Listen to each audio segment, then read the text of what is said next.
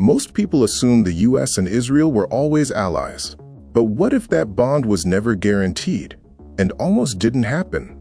What if history could have gone in a completely different, far darker direction? The truth is far more unsettling. In 1948, the United States didn't want a partnership with Israel. They wanted distance.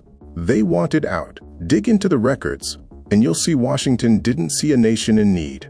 They saw a problem they could not afford. A small country, teetering on the edge, almost irrelevant, and almost ignored. American leaders weren't thinking about democracy or shared ideals. They were thinking about maps, oil, and influence. Every decision was measured in cold calculation. The men in the State Department believed oil mattered more than friendship. They feared that helping Israel would push the Arab world into hostility and cost them the Middle East entirely. Thousands of oil wells mattered more than one tiny nation. Strategy won over morality, resources over people, and yet few questioned it. Warnings were whispered directly to President Truman.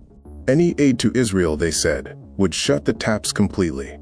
Could the survival of a nation really be weighed against barrels of oil? In the shadows, Israel turned elsewhere. Guns were bought from Soviet-backed Czechoslovakia. Washington stayed neutral. They waited. They hoped the problem would disappear. Imagine a world where that embargo never ends, where America chose gasoline over neighbors' lives. The Middle East begins to look like a European colony again, but Europe is broken, exhausted, unable to intervene. When the Europeans finally left, Israel was standing alone. No allies, no safety net. Survival became not a choice, but an imperative. Without a superpower to shield them, Israel devised a deterrent unlike any other. Hidden, final, and terrifying. Something that would ensure that if they fell, no one would escape. In the Negev desert, a secret program was born. Not for power, not for glory, only survival. The Samson option. The ultimate warning. If destruction comes, the entire region comes with us. The breaking point arrived in 1973. In our history, American planes intervened.